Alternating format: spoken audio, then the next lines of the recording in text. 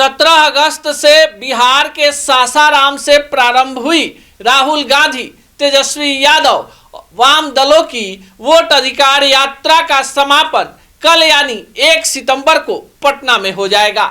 आपको बता दें कि 25 जिले और लगभग 110 विधानसभा क्षेत्रों में राहुल गांधी और तेजस्वी यादव की अगुवाई में ये वोट अधिकार यात्रा चली है। सासाराम से निकली ये यात्रा औरंगाबाद, मुंगेर, भागलपुर और जो पहले से निर्धारित रूट थे उसके अनुसार चलते हुए सुपौल, सीमांचल के इलाके, कटिहार, पूर्णिया, मधुबनी, दरभंगा होते हुए सीतामढ़ी, शिवहर, बेतिया, मोतिहारी, गोपालगंज, सिवान, छपरा, आरा होते हुए पटना में प्रवेश कर गई है।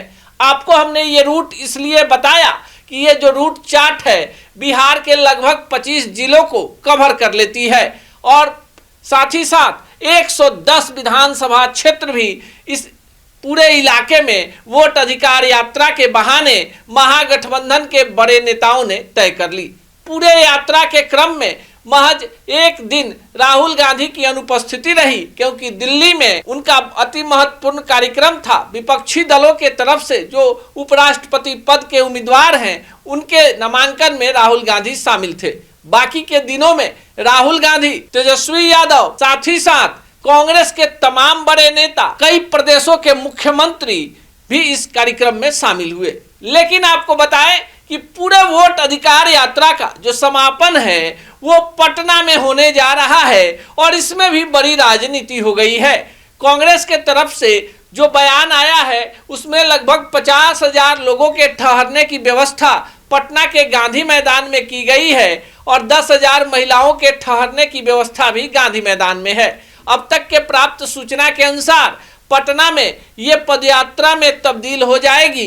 गांधी मैदान में राष्ट्रपिता महात्मा गांधी की मूर्ति पर माल्यार्पण करने के बाद ये रूट वहां से पैदल निकलकर पटना के डकबंगला चौराहा होते हुए बाबा साहब भीमराव अंबेडकर की मूर्ति नेहरू पथ यानी पटना हाई कोर्ट के पास आकर समाप्त होगी। इस पूरे कार्यक्रम में 1 लाख से ज्यादा लोगों के जुटने की संभावना है। पूरे बिहार से जो भी नेता कांग्रेस का टिकट चाहते हैं वो पटना के सड़कों के होर्डिंग और बैनर में ज्यादा नजर आ रहे हैं। पटना में लगे होर्डिंग बैनर में जो पार्टियों की तरफ से लगाए गए हैं उसमें तेजस्वी और राहुल गांधी ही छाए हुए हैं। कांग्रेस के तरफ से लगाए गए होर्डिंग बैनर में सोनिया गांधी, राहुल गांधी, साथ ही साथ कांग्रेस के प्रदेश अध्यक्ष राजेश राम ज्यादा नजर आ रहे हैं। बाकी जो नेता हैं वो कहीं ना कहीं दब गए हैं। पटना में वैसे कांग्रेस के कार्यकर्ताओं ने बाजी मार ली है और वोट अधिकार यात्रा जो कल समाप्त हो रही है इसी के साथ प्रथम चरण के बिहार में महागठबंधन के चुनावी यात्रा की भी समापन को माना जा रहा है। पर बड़ा सवाल कि जिस मुद्दे को लेकर महागठबंधन ने राहुल गांधी और तेजस्वी यादव की अगुवाई में वोट अधिकार यात्रा निकाली थी, क्या इसका असर चुनाव आयोग, केंद्र की सरकार और बिहार सरकार पर पड़ा ये तो नहीं पता।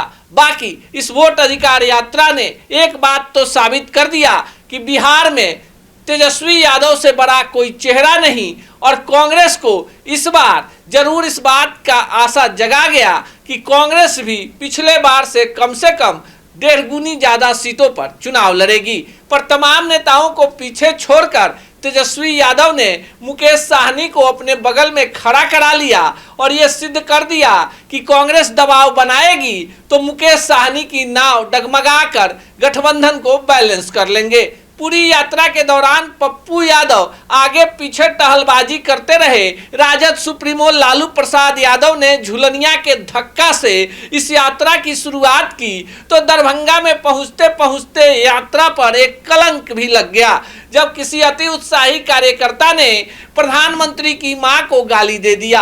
हालांकि इस मुद्दे पे अब जमकर राजनीति भी शुरू हो गई है, लेकिन मिला जुलाकर यात्रा जो रही काफी सुखद रही और जो भीड़ आई वो कहीं ना कहीं ये सिद्ध करने में सफल रही कि बिहार में नीतीश कुमार की राहें आसान नहीं है। महागठबंधन भी पूरे जोर आजमाइश के साथ 2025 में बिहार के सत्ता में वापसी करने की कोशिश करेगी। बाकी इस वोट अधिकार यात्रा को लेकर आप क्या सोचते हैं कमेंट बॉक्स में जरूर बताइएगा।